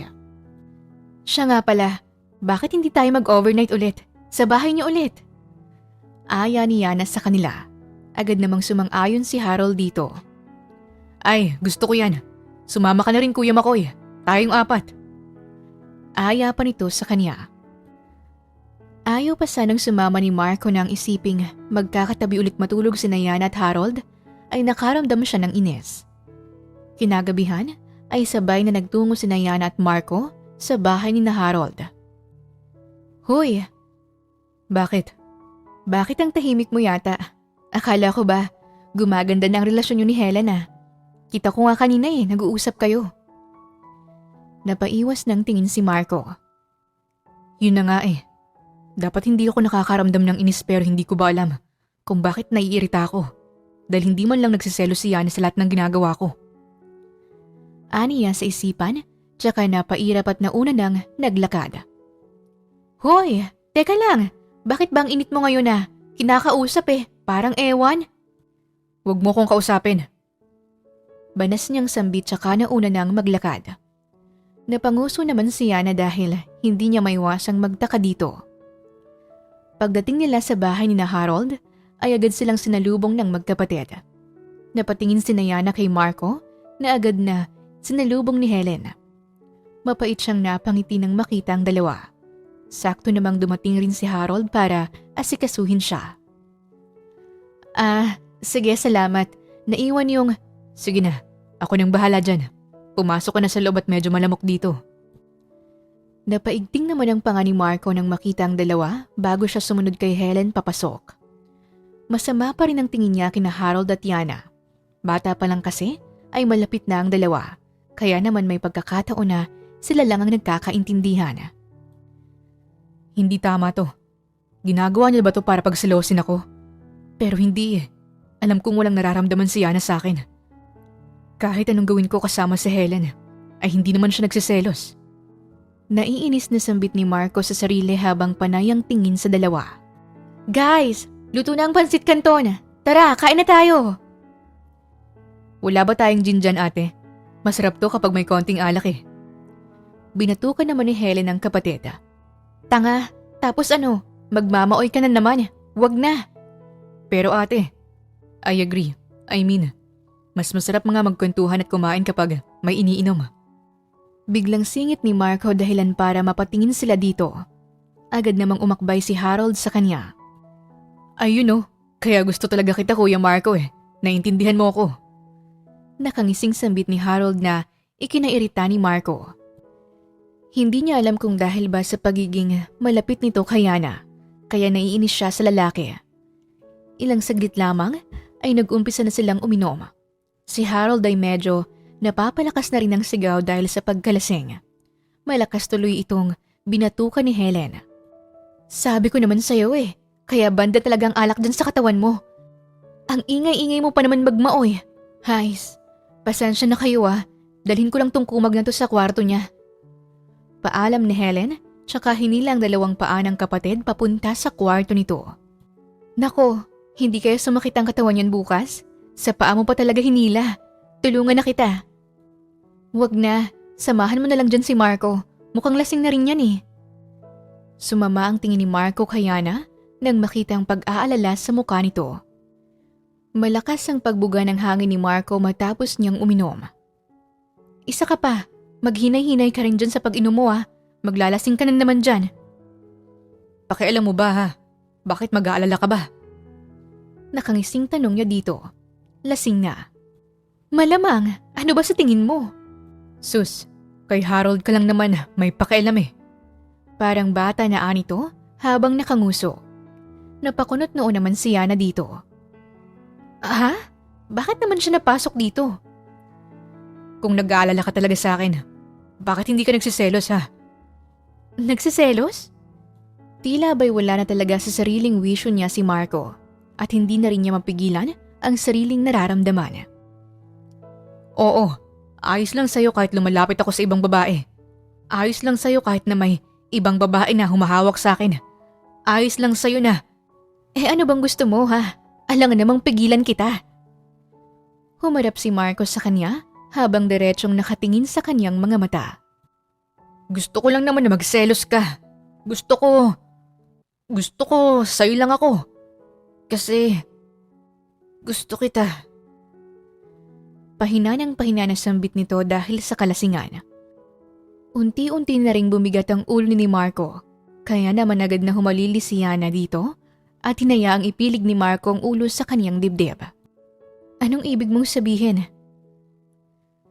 Gusto ko siya. Naiinis ako kasi hindi siya nagsiselos. Gusto ko si Yana, pero parang wala siyang pakialam sa akin. Hindi naman mapigilang mapangiti ni Yana. Hindi niya akalaing kikiligin siya sa lasing na lalaki. Kung ibang lalaki lang ito, ay baka nasapak na niya ito. Pero dahil si Marco ito, ay naisipan niya pang asarin ito. Hinawakan niyang magkabilang pisngi nito. Totoo ba yung sinasabi mo? Baka naman sinasabi mo lang yan kasi lasing ka. Tanong niya pa dito. Tila ba'y batang tumuwid ng upo si Marco at tinaas ang kanang kamay. Hindi I promise. Cross my heart. I like you, Yana. Talaga? Opo. Parang bata na anito, tsaka muling sinabsob ang mukha sa dibdib niya. But I hate Harold. Ha? Bakit naman? Masyado silang malapit ng Yana loves ko. Naiinis ako. Dapat si Yana ang pinagsiselos ko. Pero ako tong nagsiselos eh. Natawa si Yana. Parang bata kasi si Marco kung magsumbong. Talaga? Then, gusto mo bang sabihin kay Yana na gusto mo siya? Ayoko. Nahihiya ako. Natotorpe ako. Tsaka baka sipain ako nun. Takot ako kay Yana loves ko eh. Mas lalong tumawa si Yana dahil dito hanggang sa tuluyan ng makatulog ang binata. Naabutan naman sila ni Helen na nasa ganoong posisyon. Oh, lasing na rin yan? Oo kung ano-ano nang sinasabi. Napangiti na lamang si Yana nang maalala ang sinabi nito. Para kang ewan, Yana. Bakit ba kinikilig ako gayong alam kong lasing lang siya? Siguro dahil minsan sa buhay ko ay naisipan ko ring magkagusto ko sa kanya. Sa isipan ni Yana, napansin naman ni Helen ang ngiti ni Yana kaya pasimple siya nitong inasara. Nako, kung ako sa'yo, tanungin mo ulit siya bukas tungkol dyan. Halata naman kasing ikaw ang gusto niya kahit na palagi akong inaasar ng loko kong kapatid sa kanya eh. Alam kong sa'yo lang ang tingin ni Marco.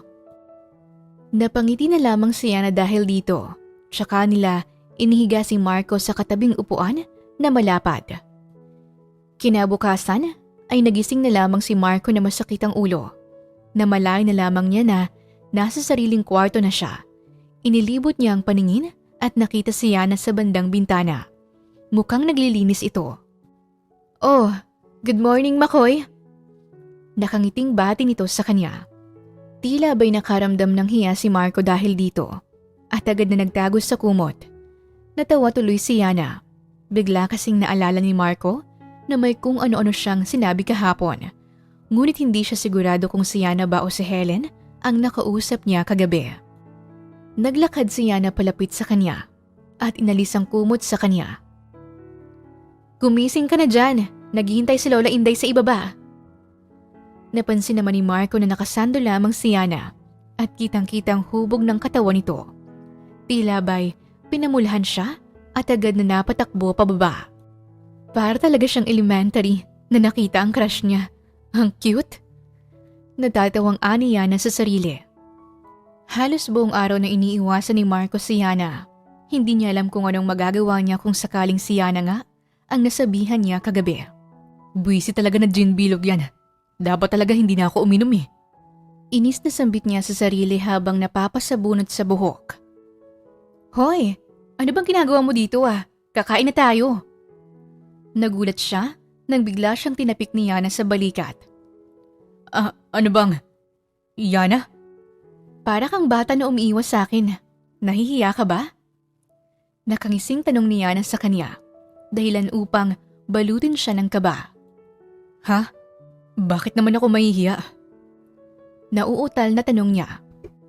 Nagulat na lamang si Marco nang hawakan ni Yana ang balikat niya at isinandal siya ni Yana sa inuupuan. Para siyang na-corner nito habang nakatayo ito sa pagitan ng binti niya. Halos pigil hininga siya habang nakatingin sa mga mata nito. Huwag mo nga akong ini-etchos dyan. Alam kong gusto mo ko. Inamin mo na sa akin kagabi, kaya huwag ka nang magkaila pa.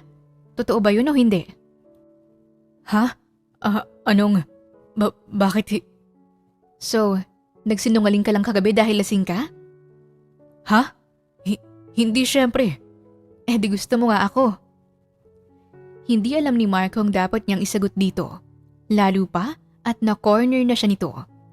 Hindi rin nagpapatinag ang dalaga, kaya naman napaiwas na lamang siya ng tingin habang namumula ang tenga.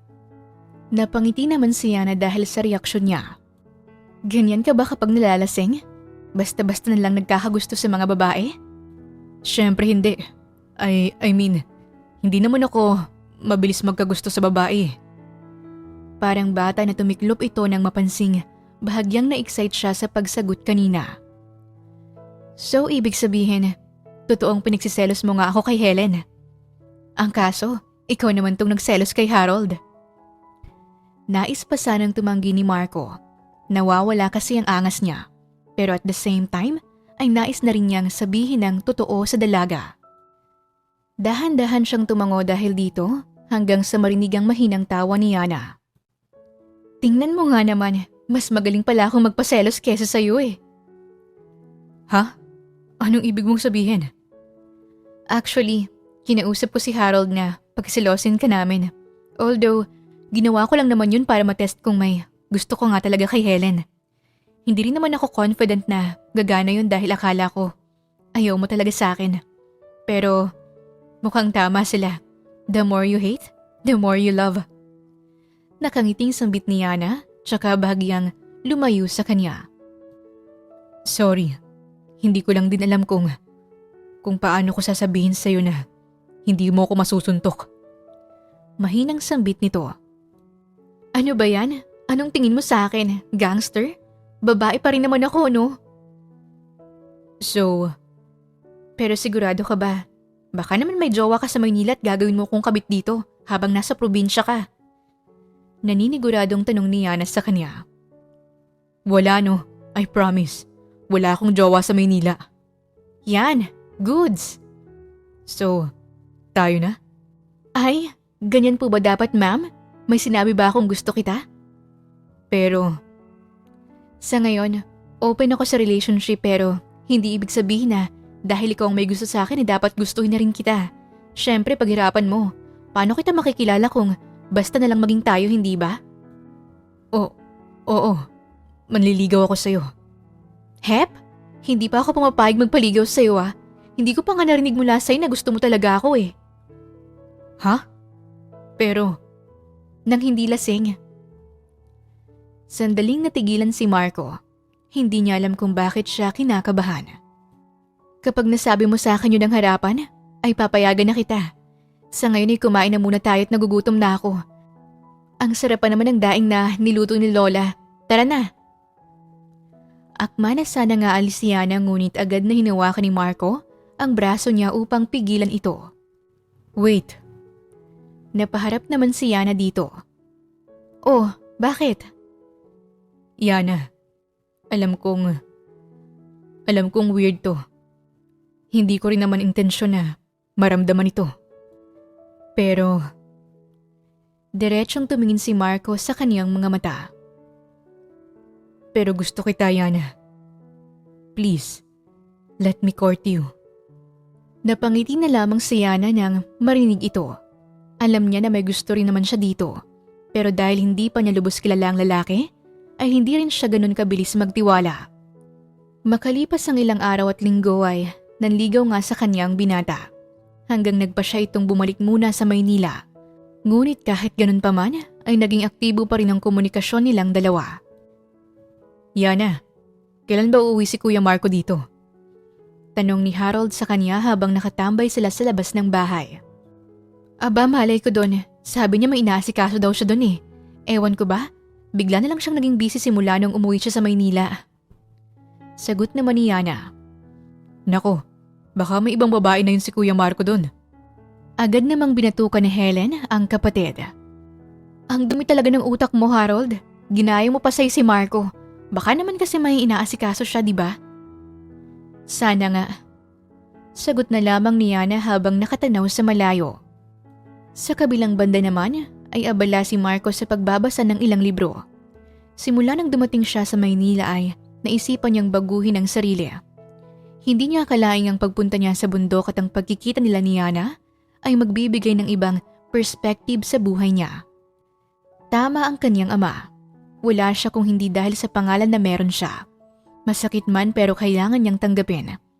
At isang paraan niya ay ang gumawa ng isang makabuluhang bagay. Wala naman talaga siyang kwenta noon. Aaminin niya yon. Kaya naman ngayon ay nais niyang gawin ang nararapat upang maging isang Marco. Hindi isang Villanueva. Isang Marco na may pagmamalaki din ng babaeng gusto niya. Kausap niyang ilan sa mga architects at engineer dahil bumubuo siya ng isang malaking proyekto. Nais niyang magpatayo ng ospital sa lugar ni Yana nang sa ganon ay hindi na nila kailangang pumunta sa syudad upang magpagamot. Napasubsob na lamang ang mukha ni Marco sa mesa nang makaramdam ng pagod. Nanghihina niyang kinuha ang phone at tiningnan ng wallpaper. Agad siyang napangiti nang makita si Yana, ang babaeng nililigawan niya. Wait for me, Yana. I'll just build myself here and I'll be the best version of myself. By that time na, babalikan ulit kita. Ilang buwan na ang nakalipas. Hindi naman nawala ang komunikasyon nila ngunit hindi pa rin bumabalik si Marco sa lugar nila. Nako, iha, hindi pa rin ba umuwi ang jowa mo? Aba, birthday mo na bukas ah. Anong jowa la? Hindi ko sasagutin yun no. Magsaya siya sa Maynila. Nakahanap na yata ng sexy na babae doon. Inis na sambit niya na habang padabog na nagliligpit ng pinggan. Aba, nagsiselos ba yung apo ko na yan? Parang kahapon lang ay magkausap kayo sa telepono ah. Diyan naman siya magaling, sa salita pero walang gawa. Katulad lang siya ng iba, hindi pa rin siya nagbabago. Mahihimigan ng pangaasar ang boses ni Lola Inday. Baka naman busy lang apo. Malay mo, may surprise pala siya sa'yo bukas, sa birthday mo. Baka biglang umuwi. Nako, wag na siyang umuwi Lola dahil kukutusan ko talaga siya. Ano yun? Manliligaw tapos bigla akong iniwan dito? Di sana kay Harold na lang ako nagpaligaw, diba? Naiinis na sambit nito. Anong sabi mo? Baritonong boses na tanong ng lalaki sa likuran niya. May bahay dito ng pagkainis. Agad namang napalingon si Yana dito at nakita si Marco. May dala itong bulaklak ngunit mahahalata sa mukha na hindi nagustuhan ang huling sinabi niya. Marco? May bahid naman ng tuwa ang boses ni Yana. At akma na sanang yayakap sa lalaki. Ngunit para itong bata na nag-iwas. Sagutin mo muna ako. Nagpapaligaw ka kay Harold? Nagsiselos na tanong nito sa kanya. Oo, ang tagal mong bumalik eh. Natatawang biro ni Yana dito nang makita kung gaano kaselos ang lalaki. Di sana pala hindi na ako umuwi. Oo, di magpapaligaw na ako kay Harold niyan. Ang kaninang maangas ay tila ba'y nakaramdam ng takot, kaya agad na itong yumakap sa kanya. Sorry na Yana loves ko. Alam mo naman na madami akong ginawang pagbabago simula nung umuwi ako sa Maynila. Anong pagbabago? Nag-aral ako ng business management. Seryoso ka ba? Bakit mo naman naisipan yon ha? Napangiti si Marco tsaka siya hinagkan muli. Bukas, malalaman mo. Dahil sa munting sorpresa ni Marco, ay sabay nilang inabangan ang pagpatak ng 12:00. Sa lubong sa birthday ni Yana, masaya nilang in-enjoy ang gabi sa ilalim ng bilog na buwan habang magkayakap. Kinabukasan, ay dinala siya ni Marco sa isang lugar, hindi kalayuan sa kanila. Nakasakay sila ng kotse kasama si Lola Inday. San ba kasi tayo pupunta, Marco? Basta, maghintay ka. Ay nako, iho!